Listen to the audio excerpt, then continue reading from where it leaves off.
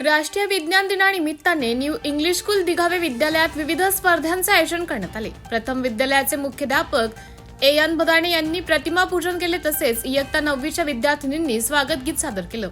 Nobel पारितोषिक विजेते सी.व्ही. रमण यांच्या रमण परिणामाची माहिती व विज्ञान दिन का साजरी केला जातो याची माहिती विज्ञान शिक्षक एस पाटील यांनी दिली। तसेच विद्यालयाचे मुख्याध्यापक श्री एन बदाणे यांनीही विज्ञान व अंधश्रद्धा याविषयी माहिती दिली। तसेच विज्ञान दिनाविषयी मनोगत ज्येष्ठ शिक्षक श्री व्ही.एन. खेरणार, क्रीडा शिक्षक एस.एम. सोनवणे, अभिजित सोनवणे यांनी दिली।